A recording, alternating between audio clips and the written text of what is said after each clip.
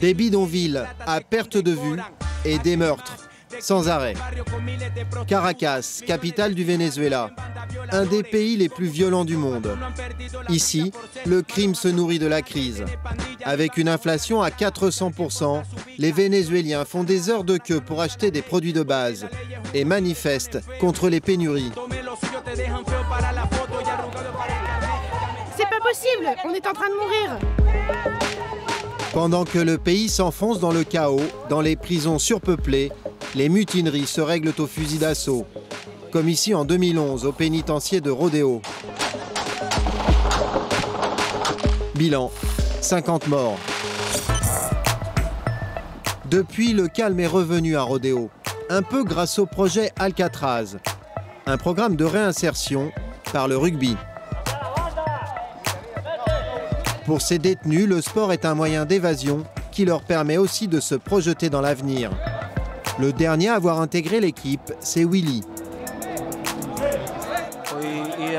On veut démontrer au monde que oui, on peut changer. Il n'y a pas ici que des déchets, comme on nous appelle.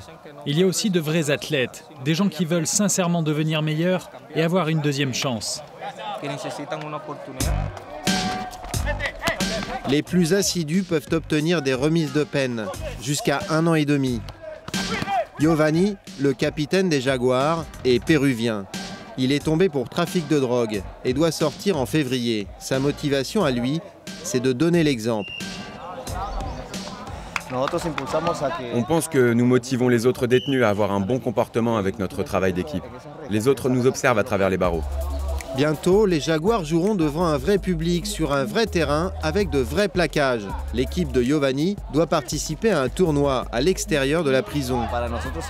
Pour nous, c'est l'opportunité de sortir et de jouer pour un championnat. Donc de ne plus voir ces murs et ces barreaux, et d'être libre pour un temps. C'est déjà une réussite.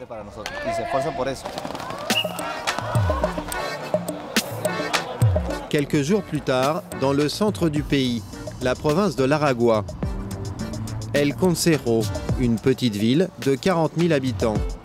Dans la vallée, les champs de canne à sucre de l'Hacienda Santa Teresa, un des plus vieux domaines du Venezuela, et un terrain de rugby. C'est là que se rend l'équipe de Rodeo pour un tournoi carcéral. Bienvenue. Venez ici les gars. Mettez-vous en ligne. Les joueurs sont tous des détenus, en permission de sortie pour la journée.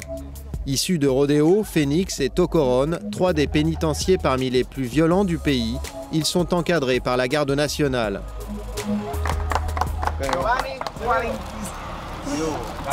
Certains vont chausser des crampons pour la première fois.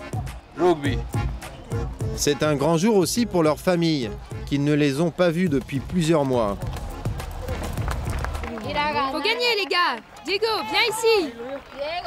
Je t'aime, il y a toute ta famille ici. On t'aime beaucoup mon fils.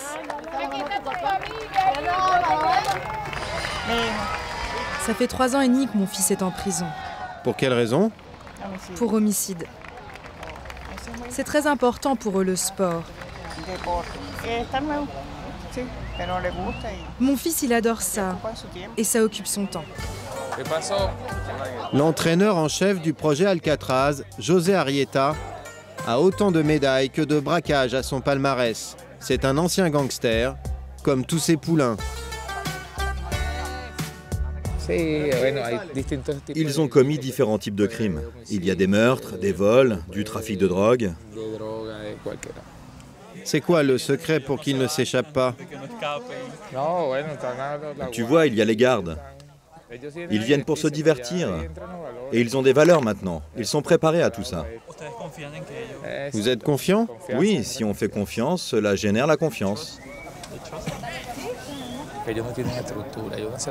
On va les détruire car ils n'ont pas d'organisation.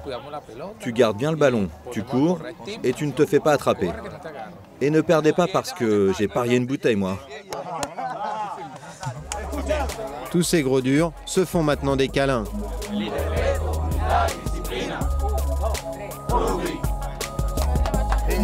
Le pari, c'est de faire jouer ensemble des membres de gangs ennemis qui avaient plutôt comme habitude de s'entretuer.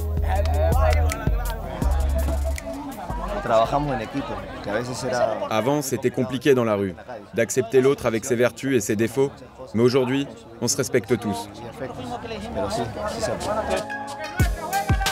Le créateur du projet Alcatraz, le voilà. Alberto Volmer est l'héritier d'une des plus grandes familles du Venezuela et patron de l'Hacienda Santa Teresa qui organise le tournoi. Je vous dois encore une visite en prison. Comment allez-vous? Un peu français par sa mère, il a étudié à Paris. Il s'y découvre une passion pour le rugby et ramène ce sport inconnu ici pour créer le premier championnat du Venezuela. Les joueurs l'adorent car il leur ouvre des horizons nouveaux et s'adresse à eux d'égal à égal. Que ce soit vous, les prisonniers, qui donnent l'exemple aujourd'hui, qu'il y ait 2000 personnes réunies ici pour vous applaudir, vous, alors que la plupart du temps vous êtes méprisés, tout cela n'a pas de prix.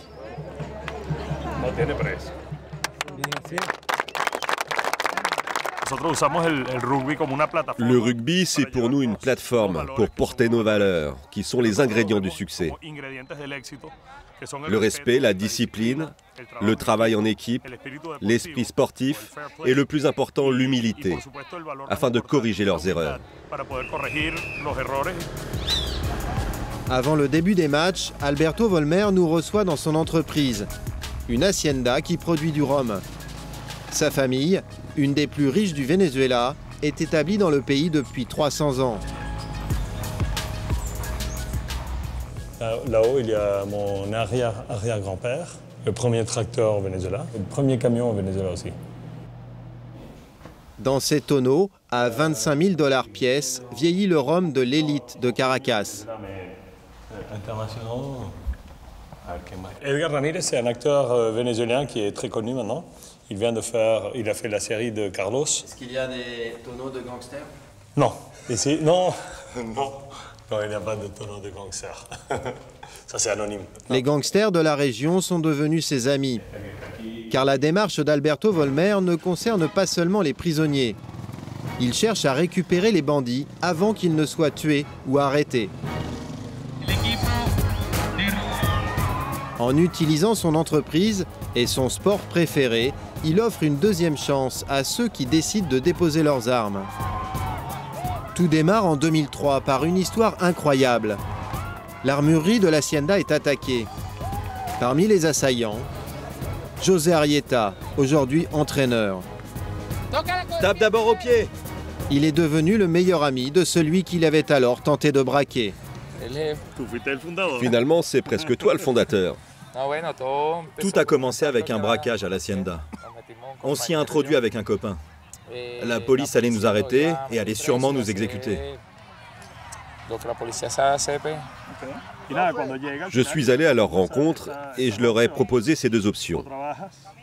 Soit tu travailles 3 mois pour réparer ta faute, soit tu finis entre les mains de la police. On s'est dit, allez, c'est un homme sérieux. Il nous a convaincus et tout le gang est venu. On était 26 à cette époque. Ils étaient 22. Ah oui, 22. 3 mois de travail sans salaire pour se racheter. Une proposition qui a sans doute sauvé la vie à tous les membres de la Placita, le gang de José. Si tu me demandes combien d'années de vie j'aurais donné à José s'il n'avait pas intégré le projet Alcatraz, peut-être 2-3 ans maximum.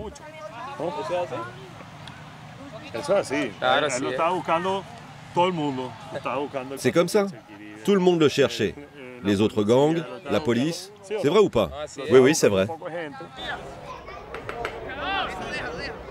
Il finit par embaucher certains des gangsters dans l'Hacienda, puis leur propose d'apprendre le rugby. Vas-y, fonce, fonce! Plaque aux jambes! Un sport pourtant très peu pratiqué au Venezuela.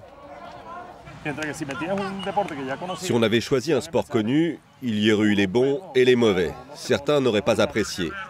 Ce qui nous a plu avec le rugby, c'est que tout le monde commençait à zéro. L'année suivante, il recrute le gang adverse et obtient la paix entre les deux bandes ennemies.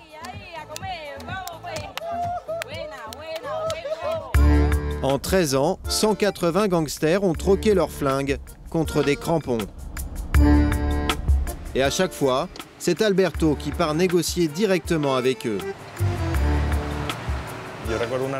Je me rappelle qu'une fois, nous sommes allés recruter une bande très méchante et réputée. On a été reçus par 35 pistoleros avec des fusils d'assaut, des fusils de chasse, des pistolets et des grenades. C'est un moment rempli d'adrénaline et bien sûr très risqué. On se jette dans la gueule du loup. On leur a proposé d'entrer dans le projet en leur disant « Tu sais que tu es recherché et que dans 2 à 3 mois, tu seras mort, toi et tous tes proches. » Quand ils sont recherchés ou traqués comme cela, c'est le meilleur moment pour les recruter, parce que la menace est à court terme.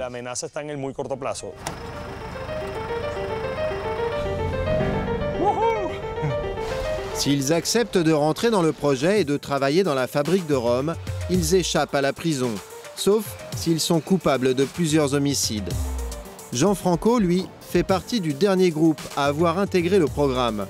Il a 21 ans et cela fait 3 mois qu'il a été embauché dans cet atelier. Avec un salaire confortable pour le pays, mais bien en dessous de ce qu'il gagnait avant avec ses activités criminelles. Tout ce que je gagne maintenant en une semaine, je me le faisais avant en une journée. Mais je ne risque pas ma vie. Je sais que ce que je fais, c'est bien. Je me vois travailler de façon permanente et stable pour la compagnie. J'aime bien le travail des tonneaux. C'est tout un art.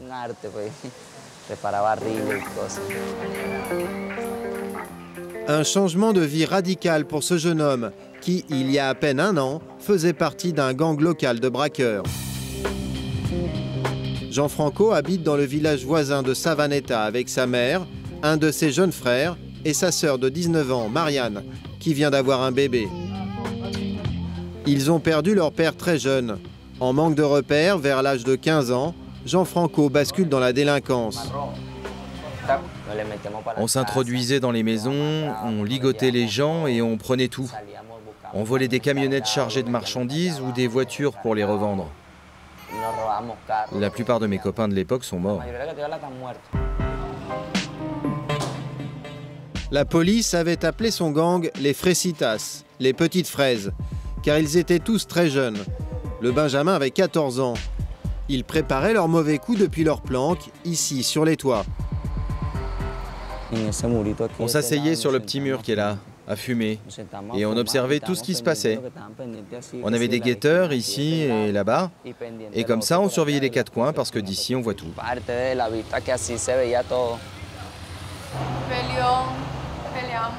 Il était bagarreur à l'époque. Il se disputait beaucoup. Il était grossier, vraiment très très grossier. Il parlait mal à notre mère et à nous aussi. Il a changé totalement grâce au projet Alcatraz. Le plus dur, ce fut la première phase du projet, le sevrage. Isolé 2 mois dans un refuge sans drogue ni alcool, coupé de son environnement. Gianfranco nous lit son journal de bord, écrit à l'époque avec une psychologue. Je suis parti là-bas avec un groupe de camarades disposés à changer de vie et de manière de penser. Dans cet endroit très joli, le contact avec la nature et le silence m'aidaient à corriger les erreurs du passé et penser positivement.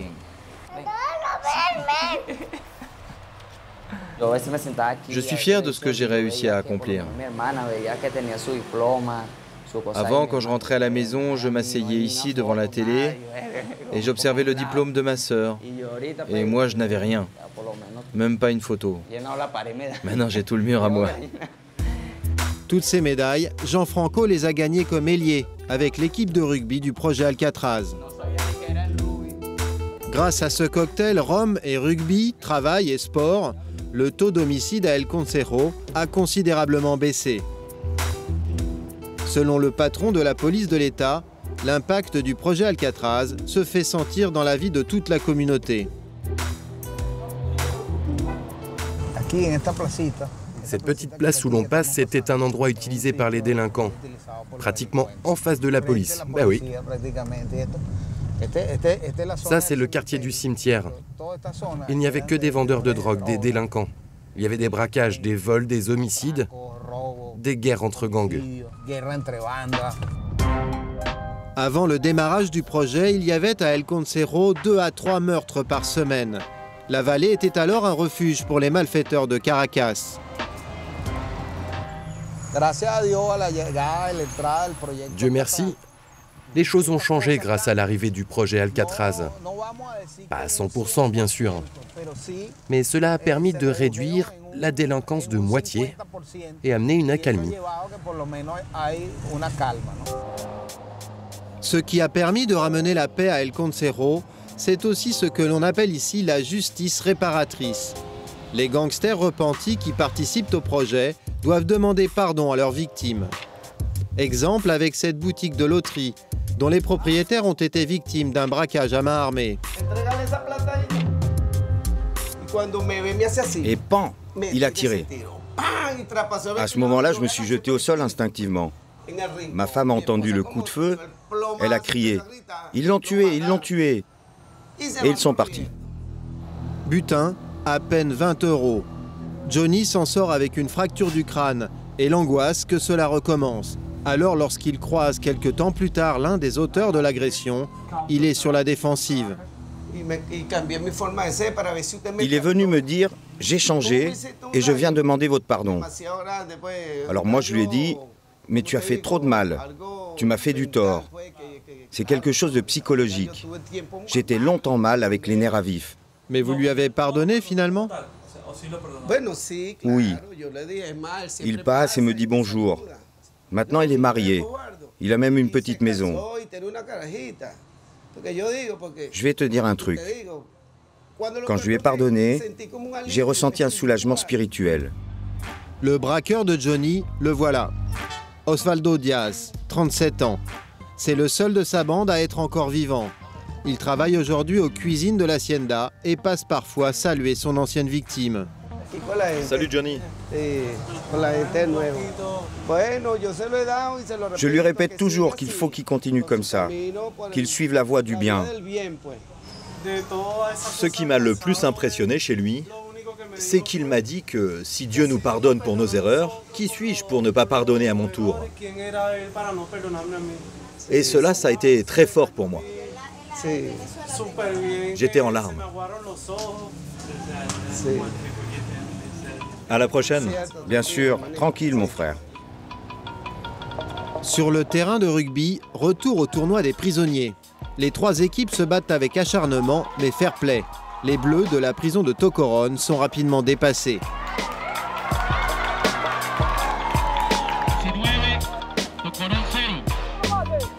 L'équipe rouge du pénitencier de Phoenix domine largement les deux autres.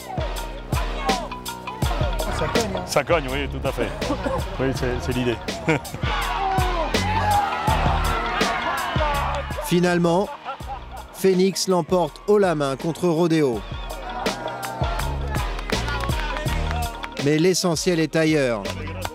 Les perdants comme Jason sont heureux d'être là. La défense a été bonne. On n'a pas fait de faute, mais on n'est pas assez rapide. Il faut qu'on soit plus regroupés en équipe pour avancer. Sa mère, Maria, retrouve son fils pour le réconforter. C'est pas grave que vous ayez perdu. L'important, c'est de jouer, d'aller de l'avant. Si tu tombes, il faut te relever. Il faut continuer à s'entraîner. Qu'il est beau, mon fils. Malgré les erreurs qu'il a commises et qu'il est en train de payer, il va s'en sortir. Il a beaucoup mûri. À l'issue du tournoi, les détenus et leurs familles profitent d'un moment privilégié pour se retrouver.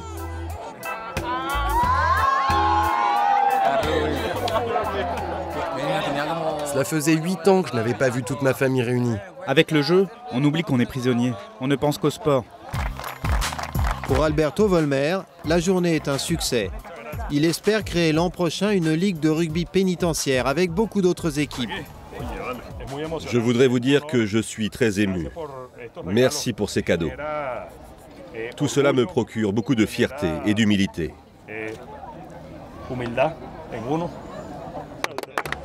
Vous nous dites toujours, jouons au rugby. Et nous, on vous répond, jouons au rugby et donnons de l'espoir.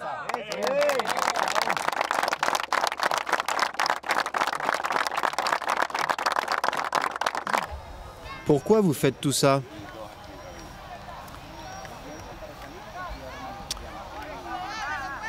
Nous croyons à l'avenir du Venezuela.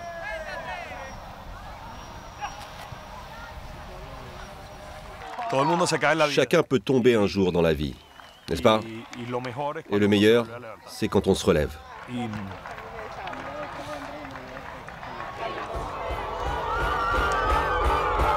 Le tournoi s'achève par un concert géant sur les terres de l'Hacienda. Dans la foule, Jean Franco, l'ex-gangster reconverti en tonnelier, profite de sa nouvelle vie. Comme tu me vois ici, je peux profiter de l'existence. Je ne suis pas en train de surveiller derrière moi si on me cherche pour me tuer. Rien de tout ça. Je vis une vie meilleure. Avec le projet Alcatraz, je suis devenu une autre personne. Alberto Volmer négocie déjà l'adhésion d'un 10e gang au projet.